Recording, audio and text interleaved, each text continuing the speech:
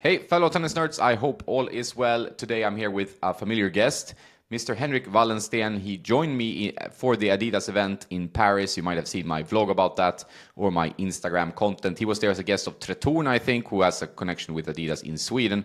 And I went there with Tennis Warehouse Europe. So it was a great trip. We're going to talk about that trip. We're going to talk about rackets.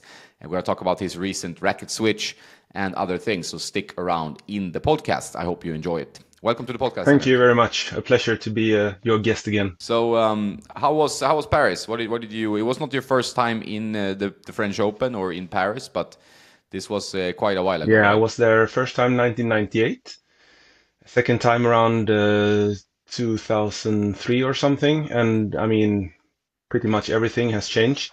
It's the same location, but I don't think any of the court is the same. They have remade everything, and yeah, it's a spectacular setting. It's a spectacular area.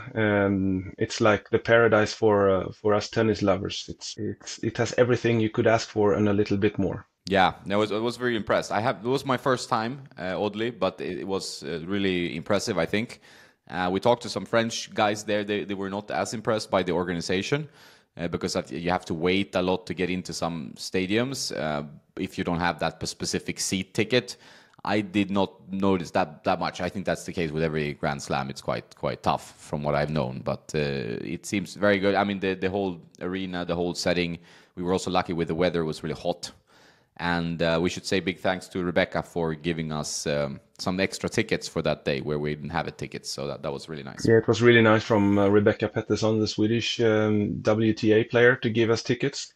So we got to see her match, and then we also went to Simon Mathieu court to see Karatsev against TFO, and I think that's my favorite court on the entire premises. It's just perfect for creating a great atmosphere, and pretty much every game at that court creates like a certain atmosphere.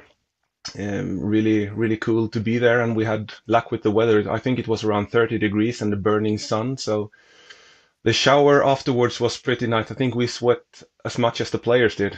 Yeah, if not more. It was intensely hot, and I think that's a good thing when you are going to go to a tennis tournament in summer. You need to really pack up on sunscreen, and also wear clothes that are easy to sweat in. Because if you wear like a blazer or like a nice shirt or whatever, it's going to be tough to sit there and watch tennis if that's what you're there for.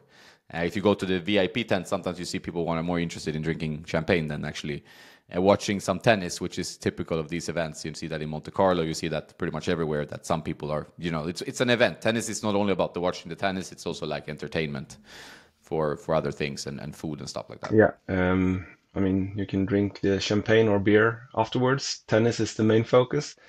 But it was, I mean, the second day on what was it, Friday, we got tickets to Court Philippe Chatrier for the corporate boxes. So we were like third, fourth row watching Alcaraz against Shapovalov. And that was one of my best tennis experience, I think, ever. Seeing that kind of tennis, I mean, Shapo played well. He had some struggles with his arm, so his serve was not spot on, but the level from Alcaraz, he's going to be around for a long time. If he stays away from injuries, he's going to be like maybe not the best ever, but performance-wise, I don't think anyone will ever play better tennis than he does when he's at his peak. He's so athletic, he moves well, he hits the ball hard. He doesn't seem to have any real nerves, and he behaves very, very well. So it was a pleasure and a privilege to be there watching that match, actually. And great atmosphere, great company. Everything was like one of those magical nights that makes you love tennis even more.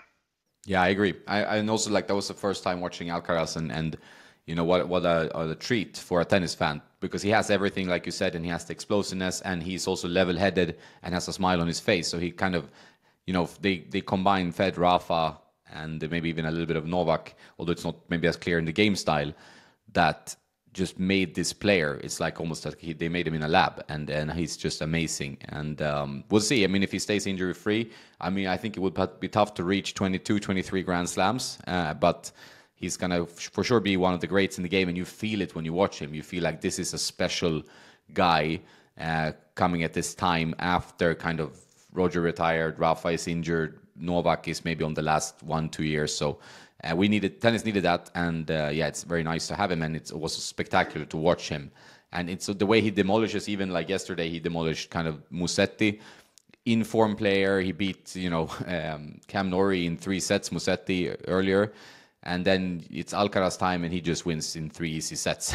It's like, it makes you feel like the one-handed backhand is dead in tennis, because he just attacks that one-handed backhand, and they have no chance, right? It's tough for us one-handed backhand players to see that stuff. Yeah, I understand. I mean, we saw against Chapo, he tried to really hit, not moonball, but really heavy topspin out on his one-handed backhand. And I mean, hitting a one-handed backhand above your head almost, that's almost an impossible shot. So, yeah, he's wreaking havoc. Yeah, that guy is really, really, really nasty with his spin and power. And I think the only contender I see at the moment, except of course Novak, as long as he's in the game, is I think Holger Rune will be a real tough challenge for Alcaraz as well, because when he's on his game, he really hits hard, and he doesn't give Alcaraz so much room maybe to hit his powerful shots. So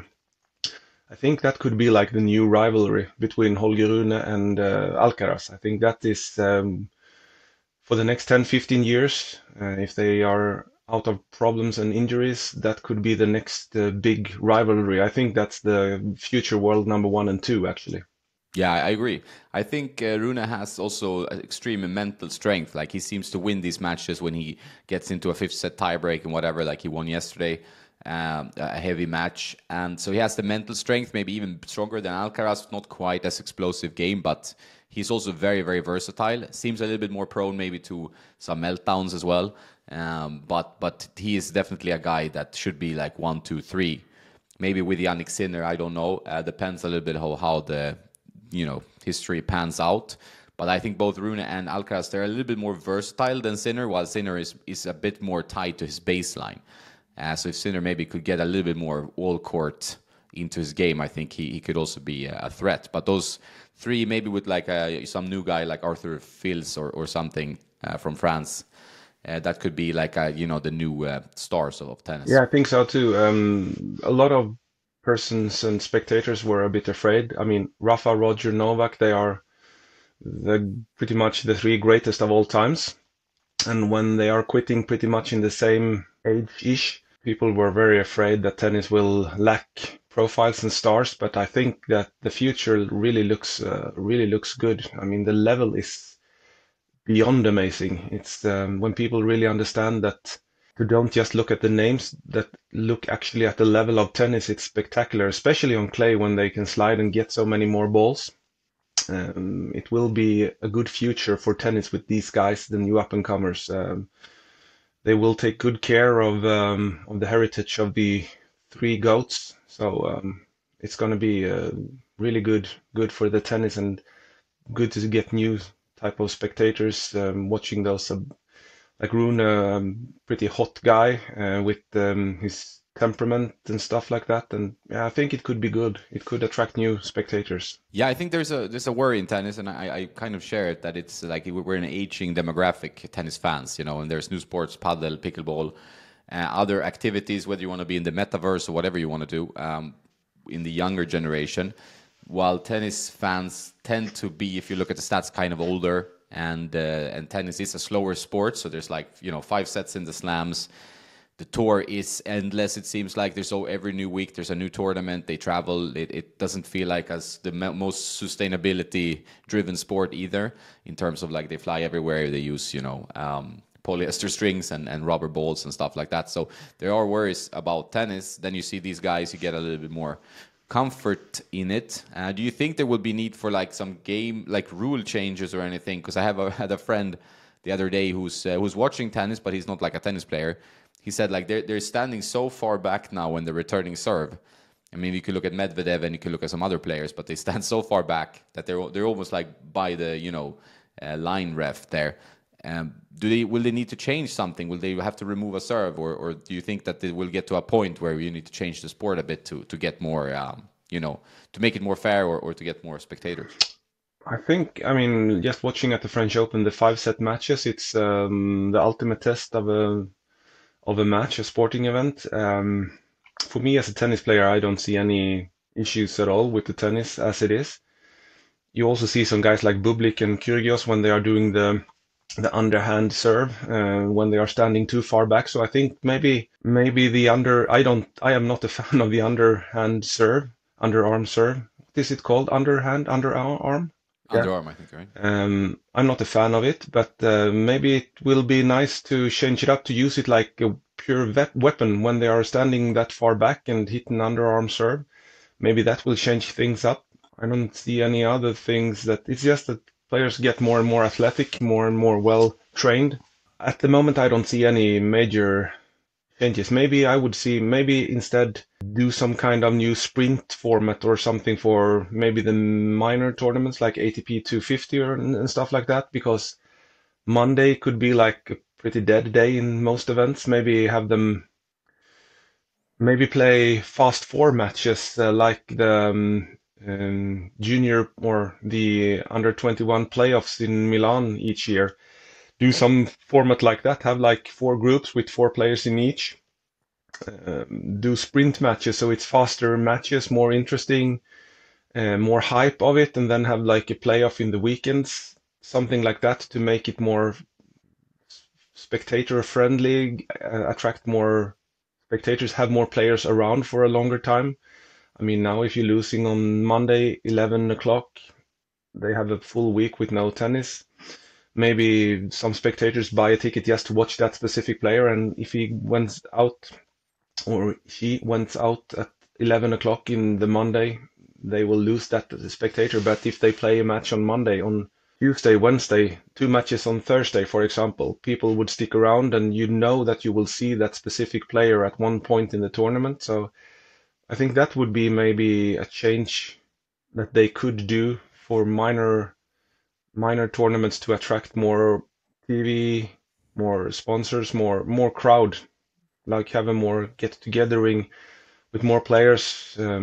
Yeah, make more of a show of it, even if it's still the sports, but make something new of it.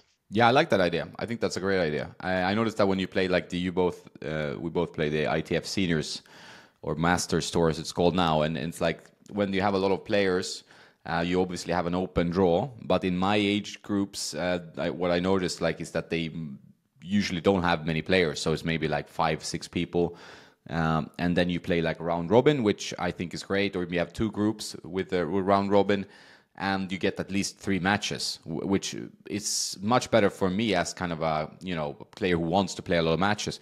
But it could also be a format that you could bring onto more professional events, because then the player stays longer, gets more training matches, has a chance, even if he loses one match or she loses, to get into the playoff or the semis or the final, what's depending on the format. And like you said, I think for the spectators, tennis is driven through the individuals, right? It's like an individual sport. So in team sports, you have a favorite team. I follow this club because that's my favorite club since I was a kid. Blah blah blah. And in tennis, it's more like I like this guy, this player, this girl. She has a style. He has a style that's very attractive for me to watch. Or I just we're from the same country or something. And then you have that connection, and that player doesn't play. It's a problem. So I think you're onto something there. I think ATP need to experiment a bit more. I think there's been a bit of a progress with the next gen finals with the fast four, like the 5 sets to 4 games. I think that's pretty good. But they can try a bit more, I think. Tennis is very much a traditional sport. So, I mean, keep the Grand Slams as is, in my opinion. I would even throw in maybe 5 sets for the women's from the women's quarterfinals to make that a bit stakes a bit higher. But then just keep the format, because I think 5 sets creates more of a storyline. So it's a more interesting, I mean, like if you look at the French Open, if you look at Grand Slams, where do people gather in a match? And how, they, for the 5th set, like people always want to watch a 5th set. It's like super drama, right? These guys have been on the court for 3, 4, 5 hours, and that's where people want to be. That's where the story ends. It's like a Netflix series. So I think that's a great idea. I think they need to do something because just to experiment a bit. I mean, watching tennis live, we're both tennis nerds, tennis fans. So for us, it's obviously, huge excitement just to see even an outside court. And like we said, with that match, we watched Rebecca. Sadly, she lost, but we got so close to the match. So you really see everything. Like you can study the pace, the spin, like how can she deal with this, blah, blah, blah.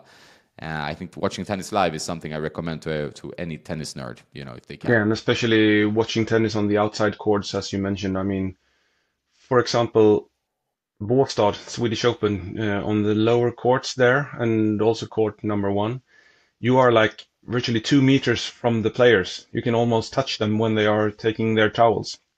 And it's a totally, I mean, if you are on court Chatrier on level or row 50 and watching a game at row one, I mean, the tennis, the speed, the pace you see on row one, it's amazing. It's a totally, it's virtually like a different sport, different game.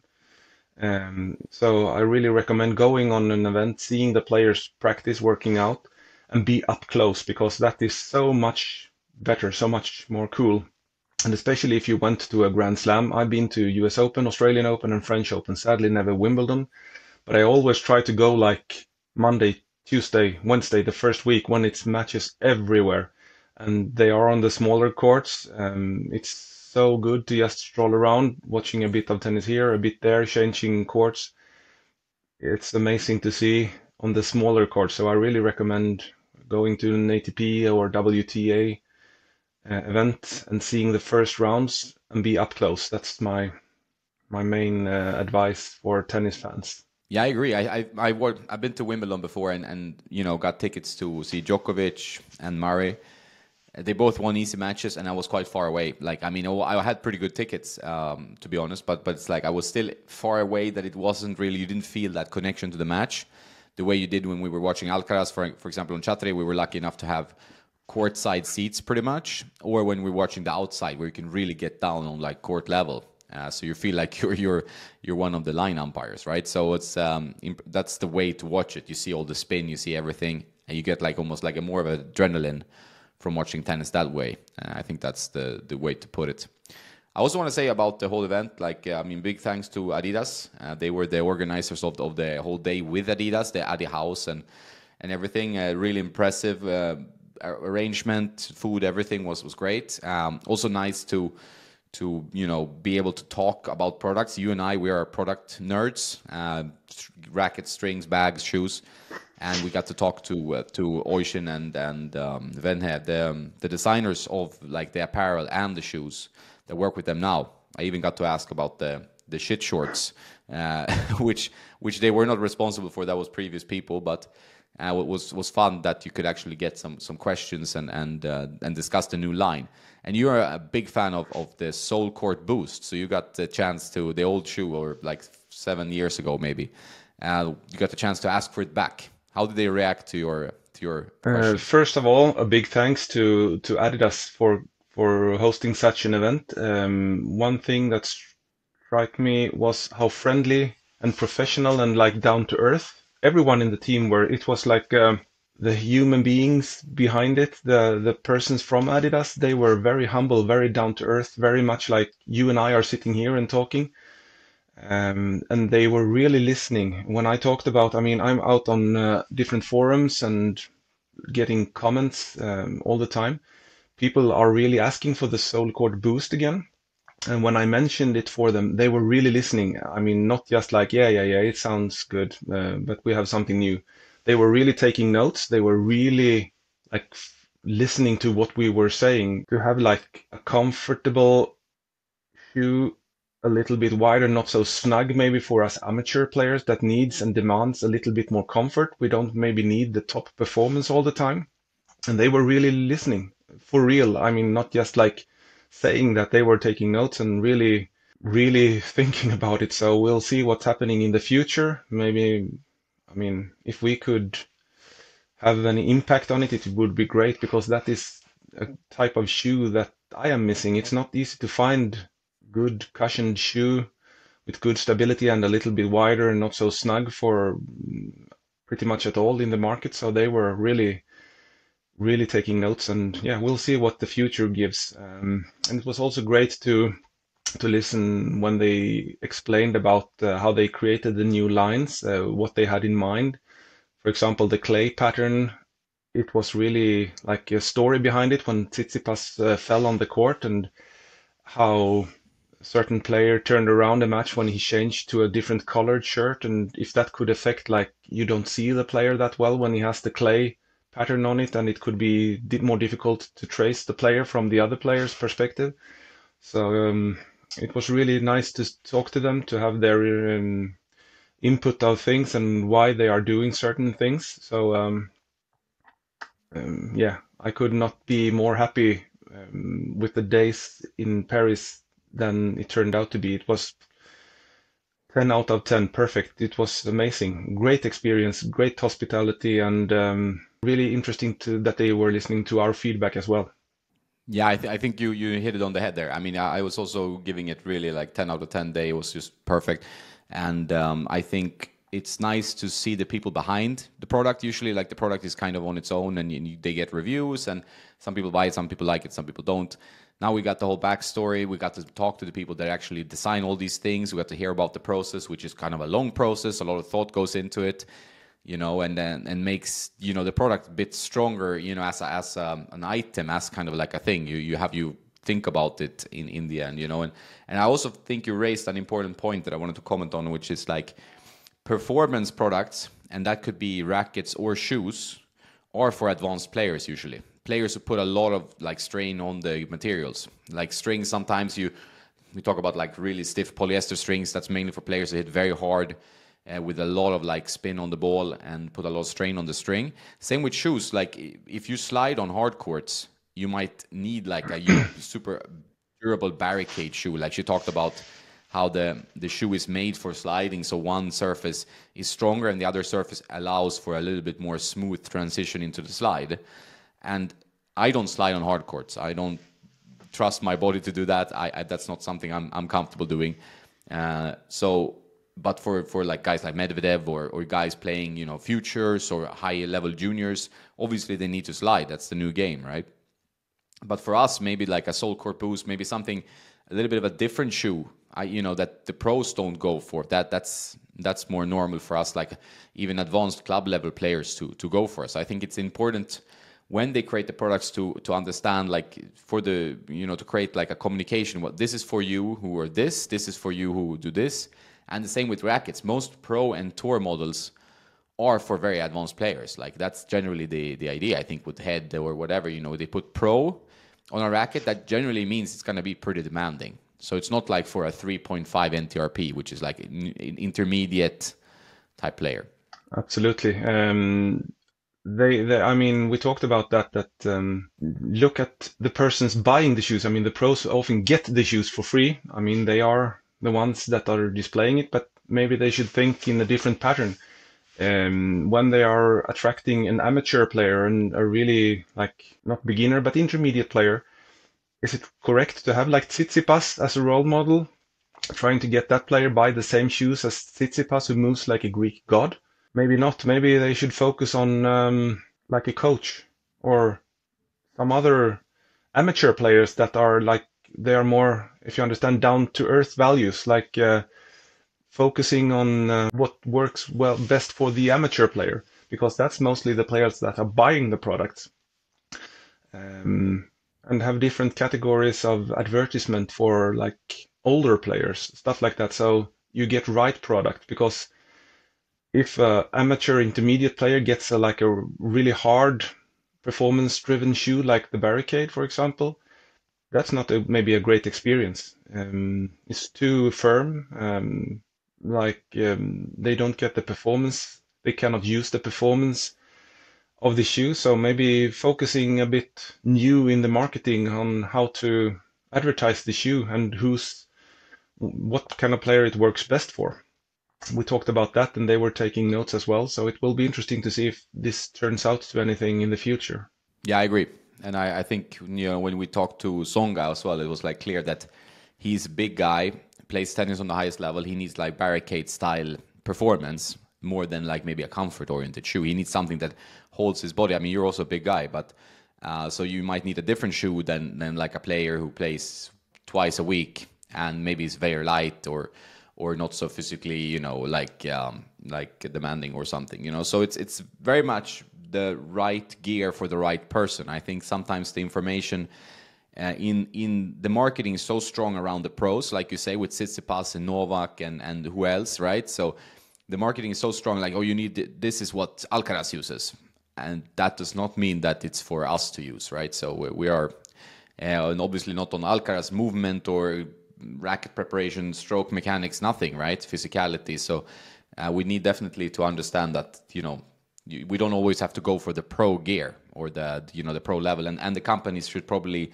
focus their marketing a little bit differently if they can. Obviously the stars sell, but sometimes that kind of hurts the consumer in the long run, I think. So I think it's something for them to consider. Yeah. Really. Thinking about the RF autograph racket from Wilson, for example, it's a 340 grams, really difficult racket to use.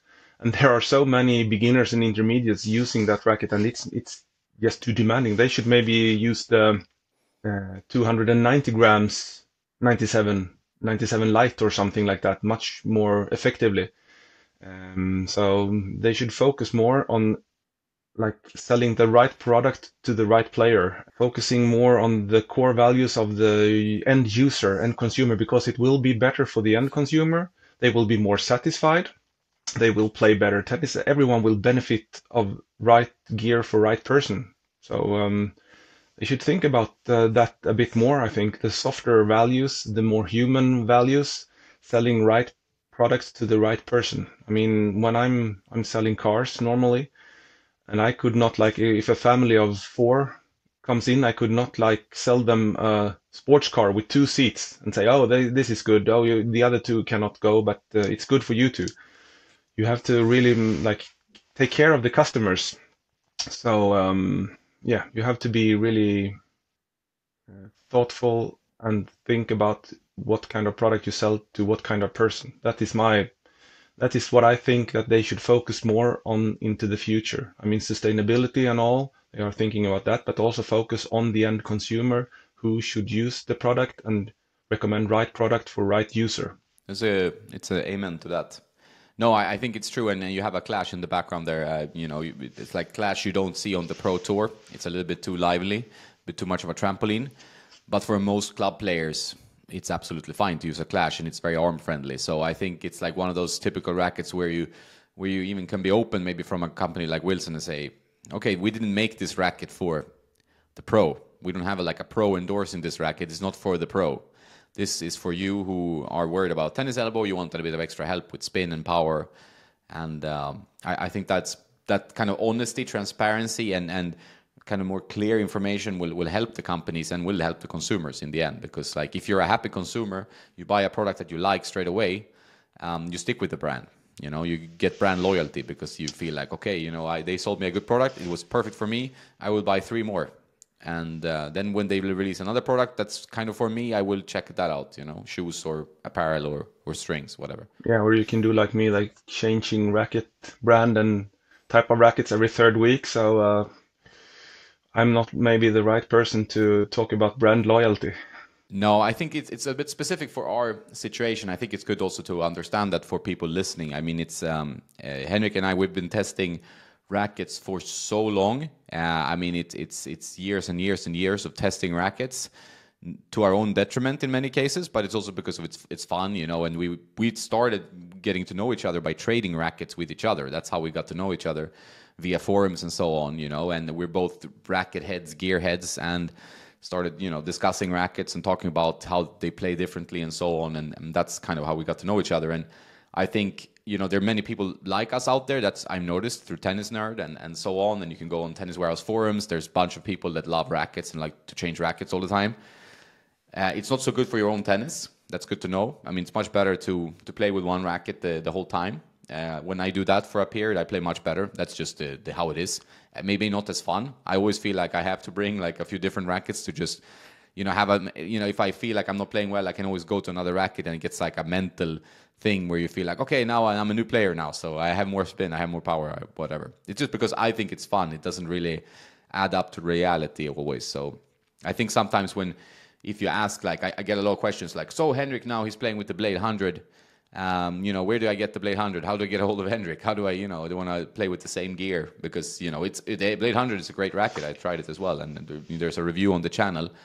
But for us, I think it's very easy. I go back to my Prestige. I sometimes go back to my soft drive. But overall, I rotate quite a lot. Like I can go and play a match tomorrow. I don't know. Like I have, 100 rackets. So what should I play with? Depends a bit on my mood, and it doesn't mean that it's going to be great for my match. And sometimes I change rackets mid-match. Lost first set with the shift, played second set with the Radical, won that. Third set, I stay with the Radical, So it's usually how it goes for me. Yeah, same for me. I mean, I played and we made a video about the Blade 100.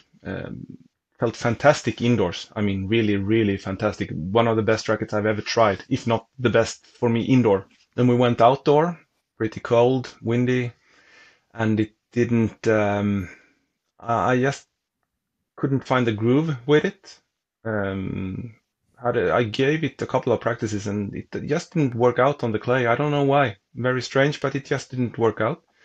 So I tried the E-Zone 100, the 2022 version, and I used it like straight away in a match, and it felt great. And then I think maybe it's just a honeymoon, so I'm trying it a bit more. But it's still, I mean, I've been playing with it for 3 weeks or something now, 3, 4 weeks, and it still feels like really, really great on the clay. The spin is great power, very large sweet spot, easy to use, but still pretty dense string pattern in the center part. So I get good control as well. And the swing weight is also very manageable. I've also had some lead to it. So right now I'm using the E-Zone 100 with the Polytor spin strings. And that's the only string I tried in it though so far. So I have not like changed because it feels good. So I will try some more string setups, but for now the E-Zone 100 feels really good on clay, especially here on the Swedish clay where the ball bounces pretty high and it's actually pretty slow clay, more like shale courts instead of clay. But I think I will keep the Blade 100 for the indoor season as well to see how they perform, or if I could use the E-Zone 100 indoors or some new rackets that might turn up in the autumn. You never know. No, it's a bit of a dead period now for rackets, but we know there the new stuff coming in after summer, I would say, or like towards like US Open, there will be new racket releases. But for now, I think there will be a little bit of a dead period, which could be good for our own tennis, I would say. But I mean that makes a huge sense, and it's something I notice as well. Like you play with one racket indoors, and you get like you get the control. The ball moves faster. You have a different type of ball flight. How you play is completely different usually, and then you go outdoors and it's slow and it's windy and it's just very hard to get the ball to penetrate the court, and you need a bit more help. So it makes sense in that sense, and that's always why it's hard to commit to one racket because maybe I usually have like my list of rackets in rotation, maybe like 4 or 5 rackets that I rotate in between, and then one racket goes out of the list and one racket goes into the list. And that's just how my life works with the Tennis Nerd and all the testing I do and string testing and racket testing and shoe testing. And I think I don't think there's anything really wrong with that. Obviously, my results could probably be better if I just stick to my Prestige or my Radical, whatever.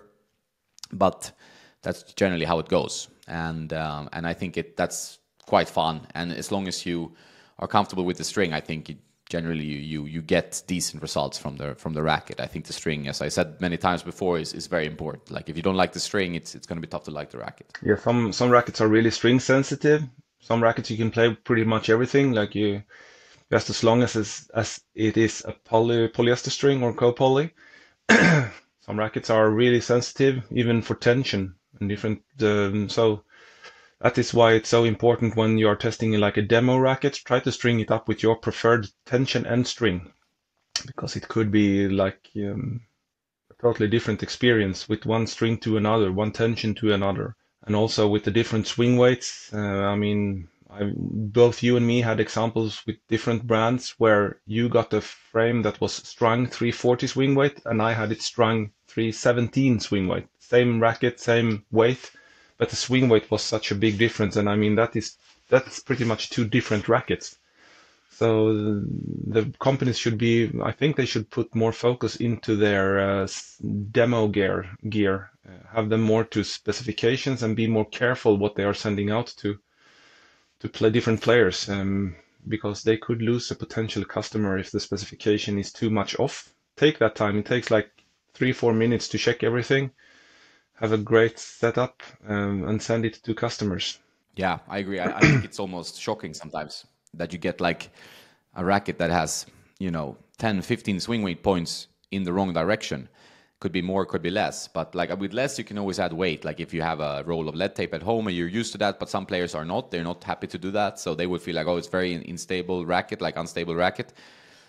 But because it's so under spec, and usually the swing weight situation is completely separate from the weight and the balance. So if you have a racket, and I've seen that with Yonex, like I really think Yonex creates some great products, but I feel like their swing weight the measurement in the last kind of years, maybe since COVID, I don't know if there's difference in factories or whatever, but it seems like that's a little bit more off now. And that's been the case with all brands pretty much, is that weight and balance they can keep within certain parameters, but then the swing weight can really be like where the weight is located. So some rackets have loads of weight at 12 o'clock, which bumps up the swing weight quite a lot. And some rackets have like most weight in the throat, which doesn't really affect the swing weight, and and vice versa. So you can get really different, like with what we had with that particular racket. And I think that's a frustration. You buy 3 rackets, you want them to be the same, and even if the swing weight and even if the weight and balance are the same, you have these swing weights all over the place, which creates like a really frustrating experience. So and it's also tough for us reviewers because we can't.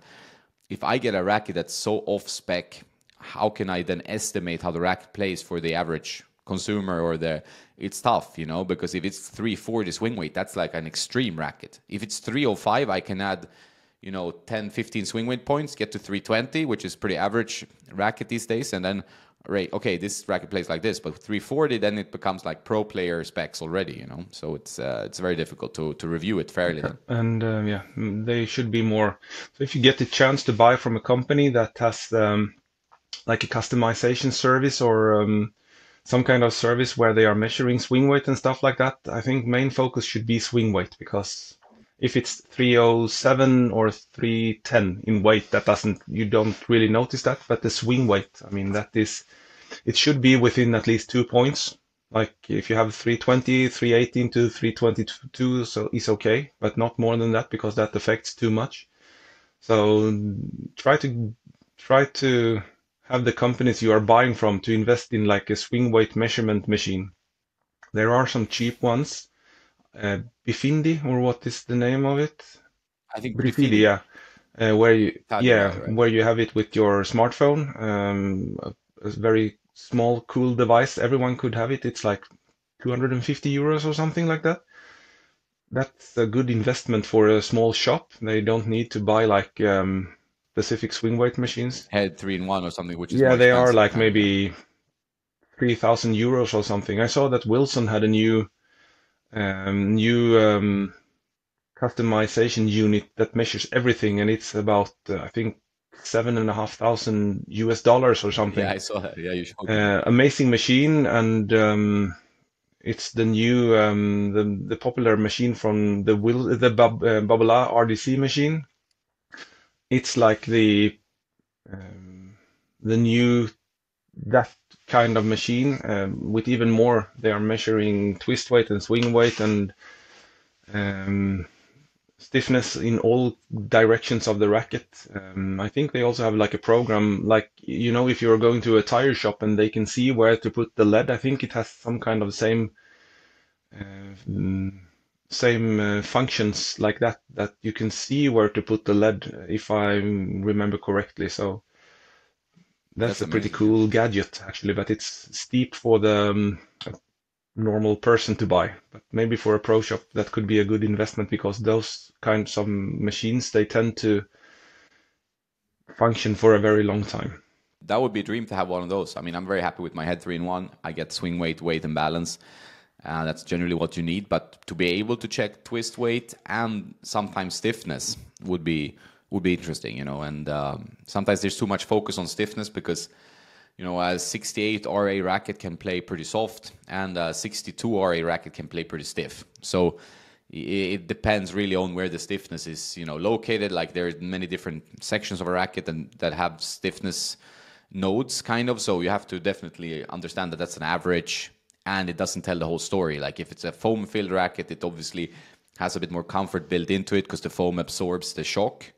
Or Pro Kenix, they can have a 72 RA racket because of the kinetic technology. It will, absorb the impact as well. So there's obviously lots of ways to look at stiffness. So it's not the whole truth, but the more data you can get, the better, of course. I mean, if you're a real super pro, you want to run a pro shop, or then that machine could be amazing. But yeah, 7,000 euros something, it's a lot of money, right? It's a lot of money. It takes pretty much customization to get that money back. Money back. Yeah, you need to be the the pro customizer for literally the pros, like, and for a long time. I know it's a tough one unless you're really going for like being the number one in the field. But it's nice to see that also machines are coming. I know the Head has the 4-in-1 as well. With the 4 different, at least you have twist weight as well, and you can measure paddle and pickleball rackets as well. So there's definitely development in the area of understanding racket specifications, which I think is just the nature of where we're going. People want to see where the rackets spec up, and they understand that it's so important for the performance of the racket that if you can just like take 2 rackets from the shelf. You need to actually think about how they're spec'd up from the factory, and then you need to kind of customize them. That's becoming more and more common, I say. No, so that's cool. But so yeah, E-Zone and Blade for you. We'll see if indoor, outdoors. Do you have any matches and stuff coming up? You're playing a bit more now. Yeah, I do. I played a league match in Germany a couple of weeks ago, and now I will have some team matches here in Sweden next weekend, and then I have tournament, like a normal regular men's singles tournament. And then a week after that, I will have one more tournament. And then in July will be pretty much no tennis, and it's holiday.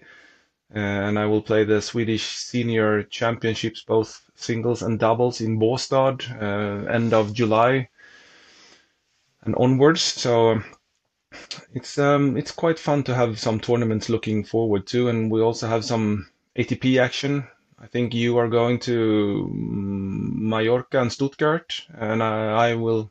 Yeah, I hope Mallorca. I'm not sure about that one, but Stuttgart, I'm going in like 10 days, so already, or less, a week. That's a great event, and hopefully we will see each other in Båstad at the Swedish Open as well.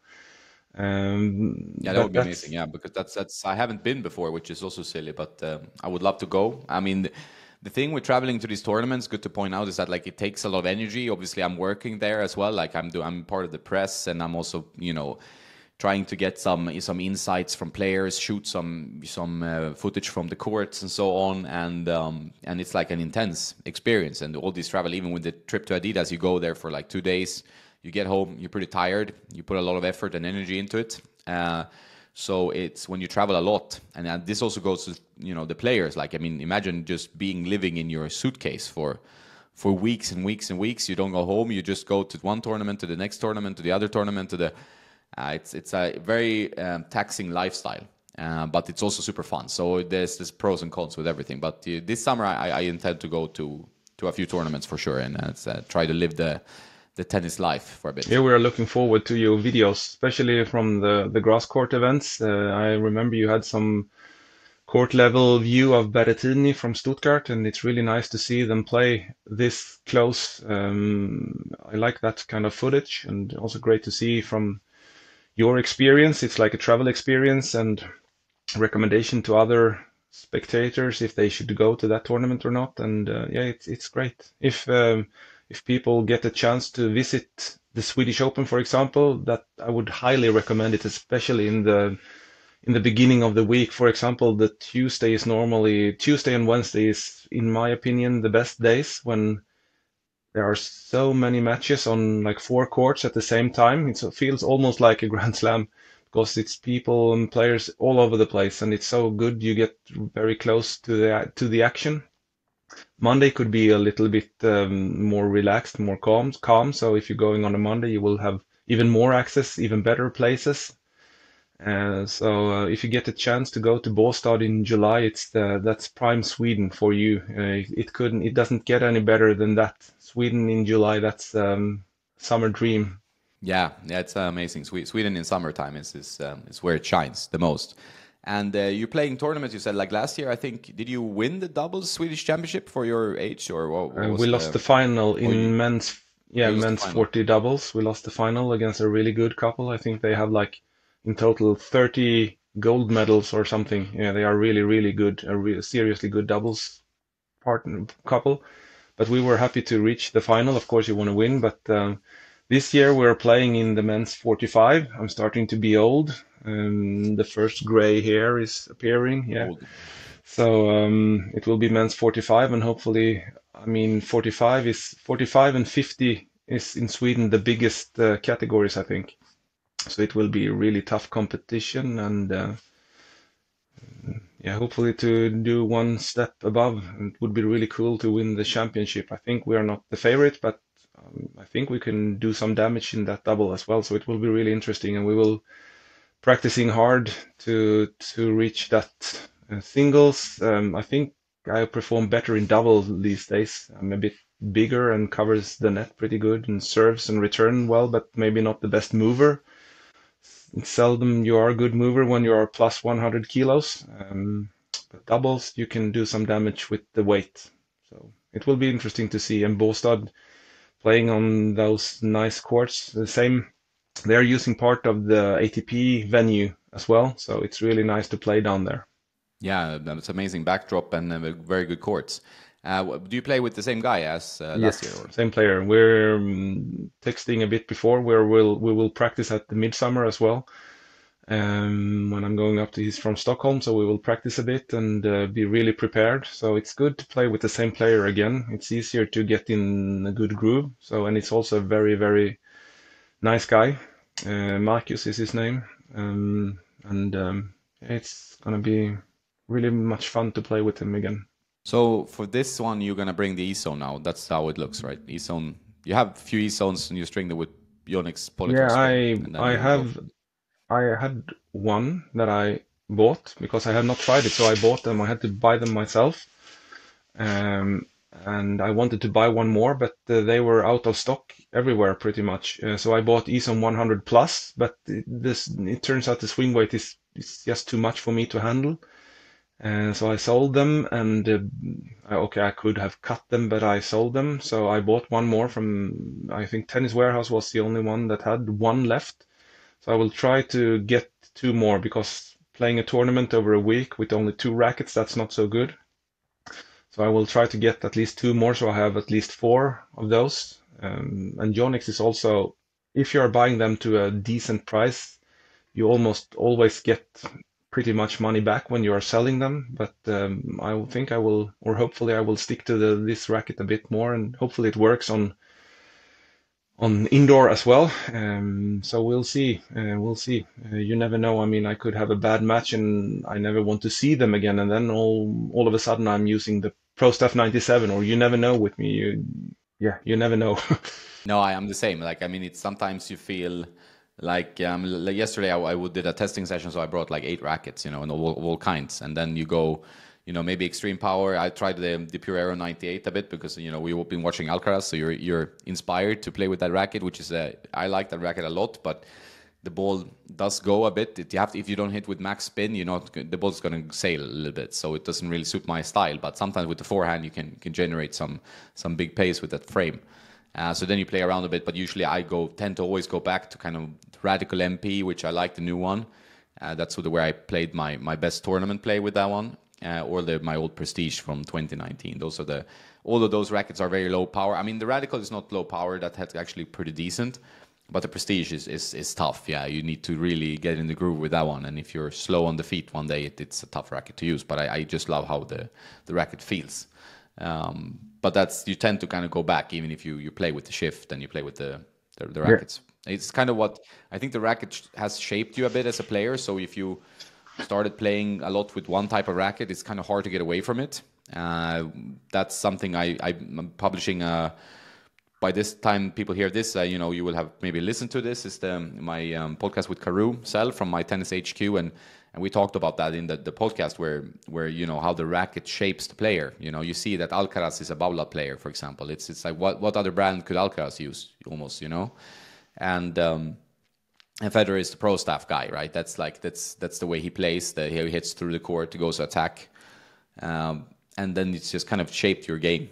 But for me, with all the rackets, and for you, I think it's like kind of it's hard to be too shaped by the racket. Do you think your racket shaped your game at some point back, maybe 10 years, 15 years? I don't know how long ago. Absolutely. I used, because back in the days, my absolute favorite player was Alberto Berazategui, Spanish guy, really extreme forehand.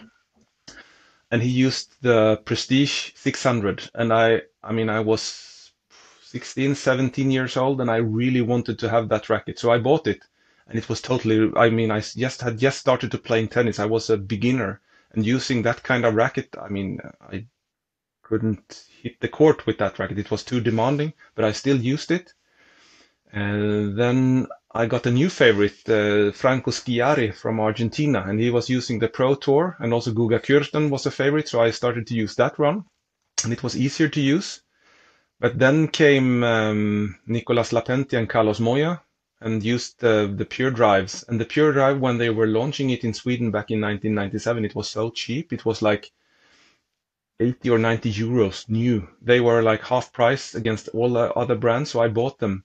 And I had like 10 because the strings, at that time I was stringing them with Kirschbaum Super Smash at 30 kilos, 30. Yeah, it was with a drop weight machine, so it was like a frying pan.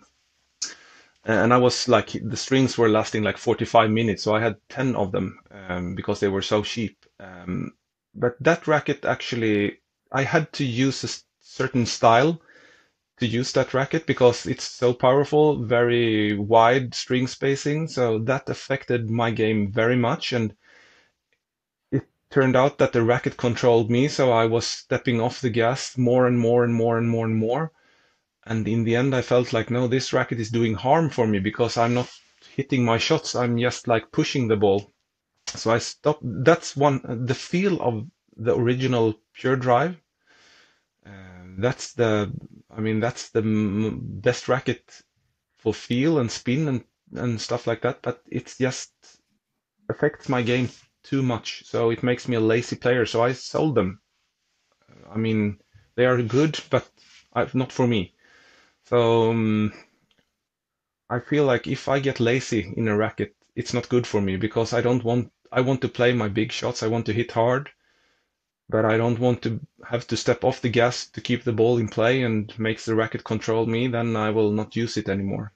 So that was the last racket that really affected my game. And yeah, and what did you go to after that? What racket did you stick with the longest, you think, during your?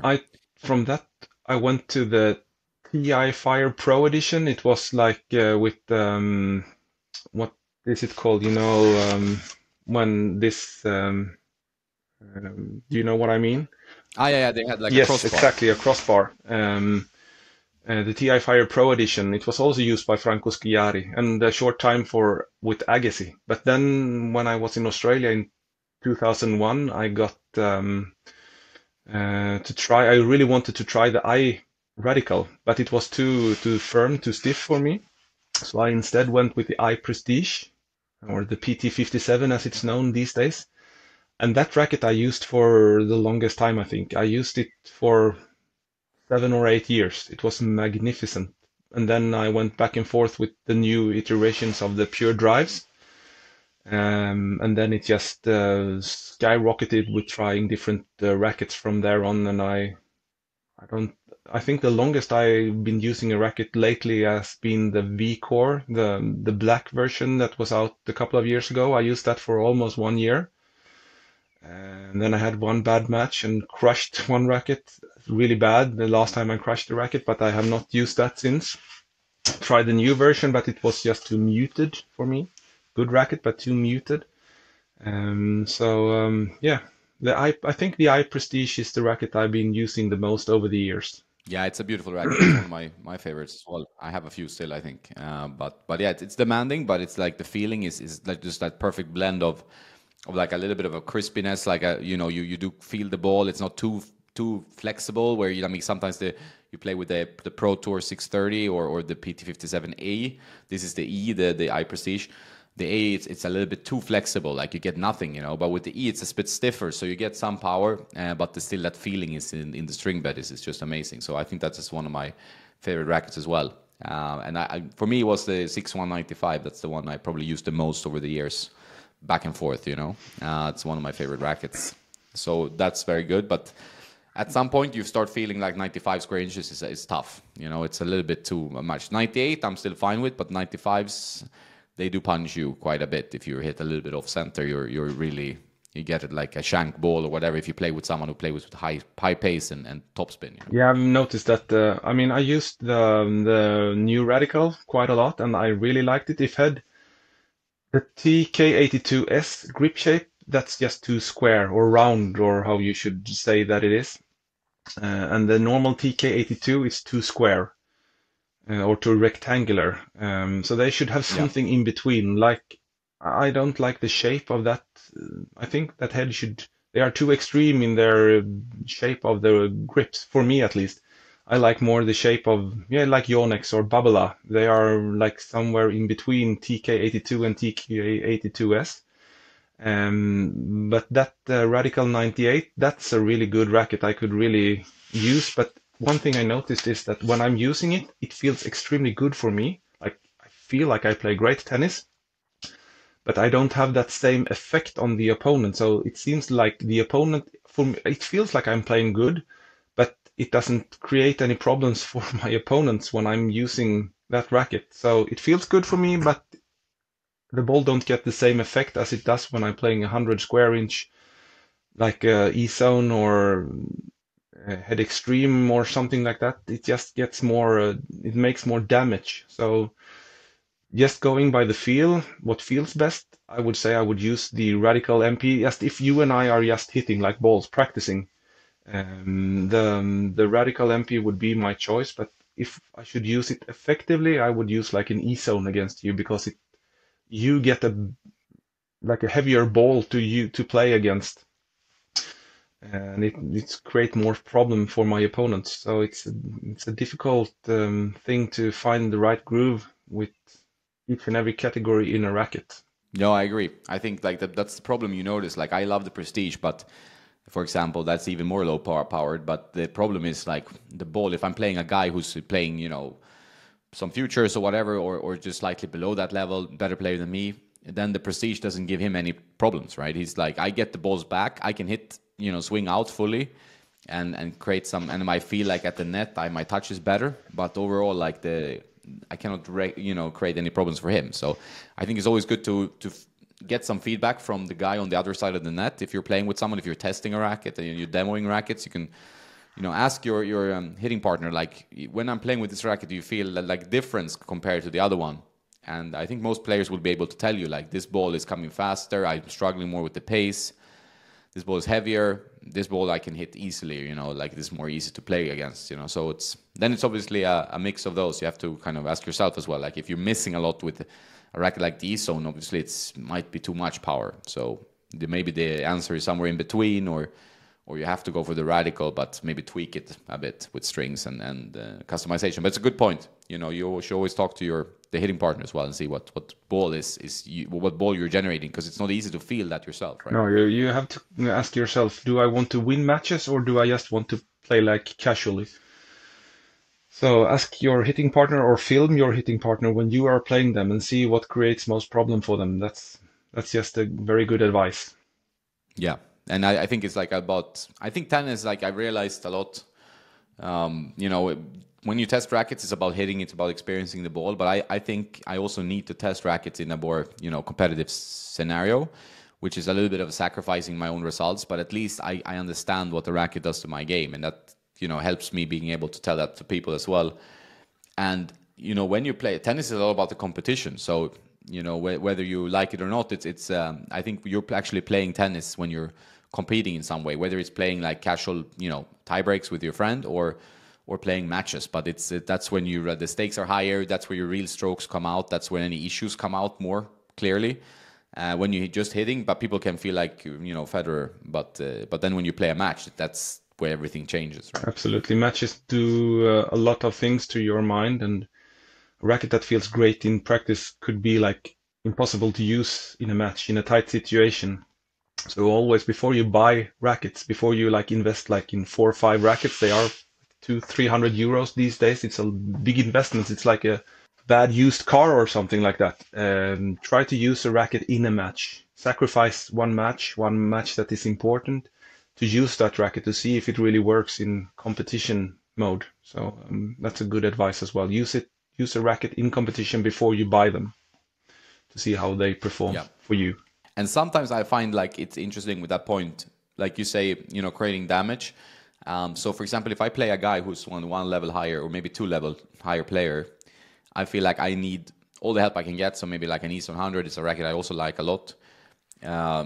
Will create more damage, but then I play a guy on my level or slightly lower, then I feel like I need to control, because I maybe tense up a bit, or I know I should beat him anyway. So I mean, if I play like with the Radical, I have more confidence in where the ball lands, and he's not going to hurt me because it doesn't really matter as much as if I play a good player. So it's also that is tough. I think I find that quite tough sometimes, that if you play with strong players for like a period, and then you need the power, but then you start playing with like players on your level, and then you can go back to the control a bit. So that's why it's so tough sometimes to choose a racket, because the opponents make a big difference. Absolutely. If you are playing a weaker opponent, or opponent that you should beat, that where you are in charge, maybe you could use a racket with much lower swing weight, for example. And if you're playing a guy that plays really heavy, then you need to have like a high swing weight to do any damage to him, and it could be like a difference of 20 points in swing weight. When I'm playing against the top guy in my club, if I'm using a too light, I mean, I was trying the Boom prototype against him, and it had a strong swing weight of like 290, and it was like popcorn for him. It was just sitting up, and he was just eating my balls like it was absolutely nothing. And if I'm using like a Pro Stock Prestige with 345 swing weight, he gets some problems with my shots. So it's so important with swing weight against certain type of players. So yeah, if they have good strokes and they can really damage like a dead ball, like good players, they can take a dead shot and just hit the winner, like, or at least put you on the back foot. So that's where you really notice like what the racket does and how much depth you get for free with the racket. And you see some pros like Novak uses very controlled racket, tight string, high swing weight to get that depth. And he always gets the depth because his stroke mechanics are so good. And then you have a guy like Alcaraz who uses pretty powerful spin-oriented racket, but he puts so much swing into it. It's like he just swings with the whole body and jumps into the shot and stuff like that. So he puts so much explosiveness from his own, movement into the racket. So it's all different depending on your style, I would say. Depending on also like on all levels. So if you're one type of player with one type of stroke, doesn't mean you should copy one type of pro. It really is. It's up to each individual what works for them. That's why you need to demo a couple of rackets in what you think is your range of rackets, or get professional help. That's really where I think you need to actually find like a good one. And there's no perfect racket. We said that 100 times, but it's always good to repeat, because there will not be one racket where you feel like this is good for everything. I can just stop looking because everything is good with this racket. There's not one out there. It's hard to break it to people. Yeah, and you also have to think about that. If I like something, I mean, I'm a baseline grinder with big serve and heavy shots. I mean, don't listen to me if you know that you are serve and volley player, or you play flat shots. I mean, what works for me will not work for you. So think about if you're this type of player that I am, baseline grinder, listen to my advice. If you're more like a flat shot player, listen to Jonas, because that's his type of shots and his type of game, and the rackets that he likes maybe suits your game better. So just don't take my word because I like one thing doesn't necessarily mean that it's good for your game. So you have to consider what type of player you are and what kind of level you are.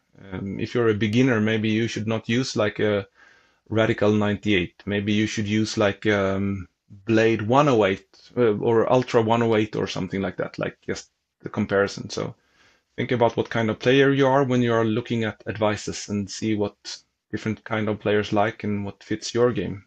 Yeah, and if you go lighter than you might think you are, and you have a roll of lead tape, you can always customize a bit, like just get the weight up.